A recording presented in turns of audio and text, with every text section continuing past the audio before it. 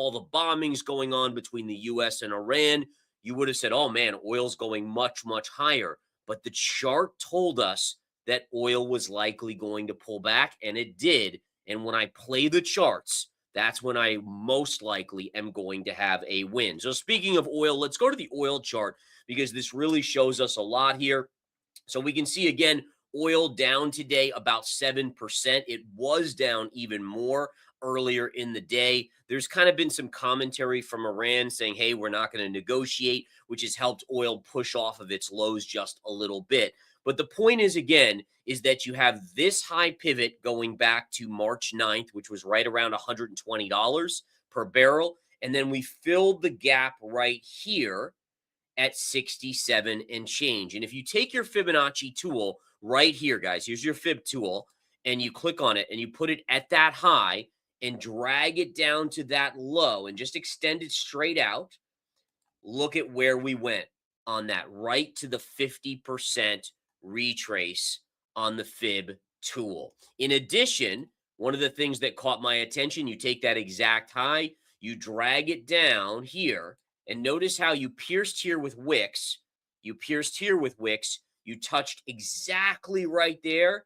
And then look at where price went to. And one of the things that I've learned in technical analysis in all my years of trading and with all my screw ups in trading, and listen, I still have screw ups to this very day because we are human and that's just the nature of probability trading. You can be the casino, but remember, there's always going to be a gambler that still wins. It's just a matter of if 1,000 gamblers come into your casino, you should really be making money if you're doing it right as a casino. Okay. But the key here again is when you have two trend lines merging into price. So price is coming into those, that increases probability that it's going to be major resistance. In other words, that if you short it, you will make money. And that's exactly what happened right here. Beautiful pullback on US oil, and I did take profits on it. Now you might say, well, why did I take profits? Well, I took it this morning because when you're in a trade for 2 or 3 days and you get handed a $24,000 plus gain, you don't really sit there and say, "Oh, but I'd really like 27,000." I've learned that money is fleeting. And if you let greed take advantage of you, it will take advantage and pull all your money back away. And so again, what I always tell our traders here, and you guys many times over, and I have traders all over the world that followed me for years and years and years, is that I want to be the guy that goes to the Hall of Fame for hitting singles and doubles, the Wade Boggs, if you will, or the Tony Gwynn. I don't want to be the trader who is the home run hitter, the Barry Bonds, Mark McGwire, etc., because those guys tend to strike out more. If you're a home run hitter, you're going to strike out more. You're trying to swing for the fences. And in trading and investing, swinging for the fences can be really bad for your portfolio. And I've learned that the hard way. I tried to be a home run hitter, and I'll tell you, it didn't work out the best way. That's for sure. Okay, so that's where we are on oil, guys. Again, great pullback on oil. Basically, I think I netted about 9% on that trade in about 3 days on crude oil, which is a great setup. But going on to 10-year yields, the 10-year yields are down a little bit today. So we closed here on Friday. We're down just a smidge. And again, remember why yields tend to come down when oil comes down. Oil down means lower expected inflation, and therefore the Fed may not have to hike rates. Maybe they can pause, and that brings inflation down just a little bit. All right.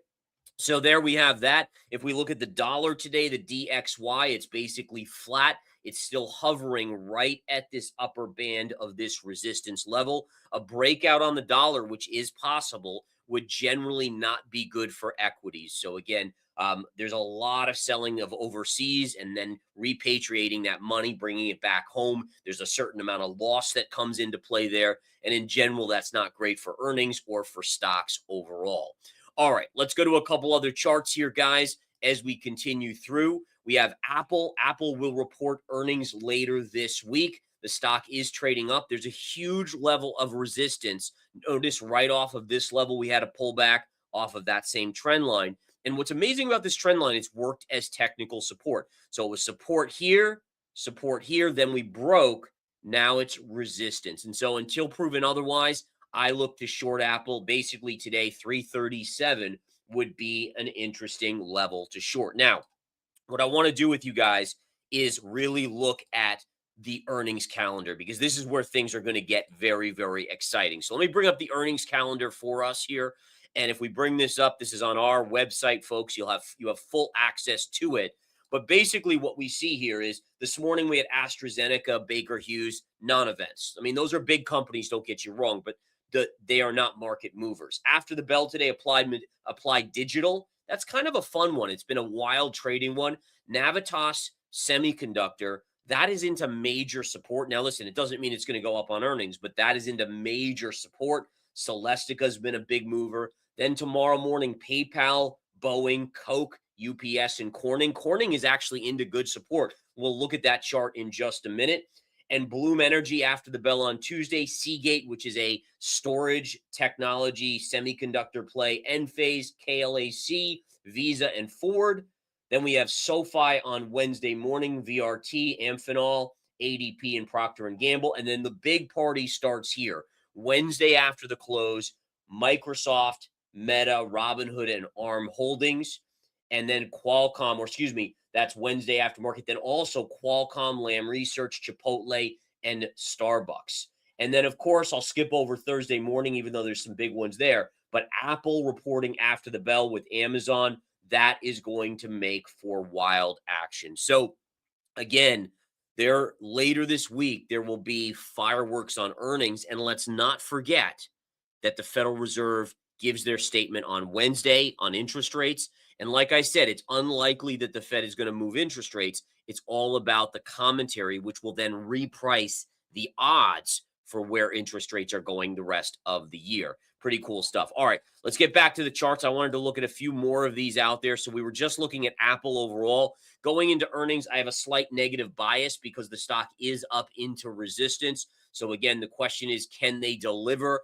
The valuation on Apple is getting a little rich. They've been rewarded because they haven't spent hundreds of billions of dollars on CapEx AI, and that has driven it up. But I'm still skeptical with this trend line looming here going into earnings. Microsoft, if we take a look at this one here, Microsoft's kind of in no man's land. If it dumps out, I have good support down here around 347. Any sort of rally up, you're kind of looking back at this zone up here, but it's kind of in the middle zone here on earnings. And then same thing with Meta. Meta again is pulled back sharply.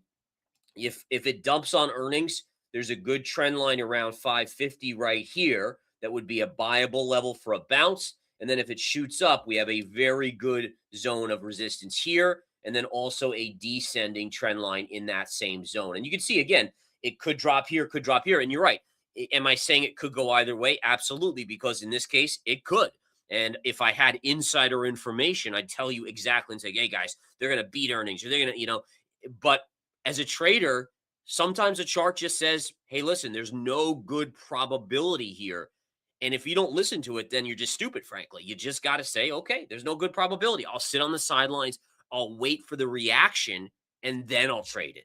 You don't have to be in a trade. Believe it or not, cash is a position. In fact, it's a great position because when a great opportunity comes, you can jump on it. I've been in situations in my career, in my early career, where, I still remember I dabbled in like real estate, buying some land and some lots. And I was like, oh, I'll build. And then all of a sudden I was like, oh man, this great investment came up. And I was like, well, how fast can I unload this land? And the answer is it's not super liquid. And I missed that opportunity because I had allocated too much of my capital to that as an investment. And then when the great thing came up, I didn't have the cash on the sidelines. And so these are the types of things that I've learned the hard way. And I'm not saying you guys don't have to learn it the hard way. A lot of times, just like kids, you tell them that it's a hot stove and they still have to touch it to really find out.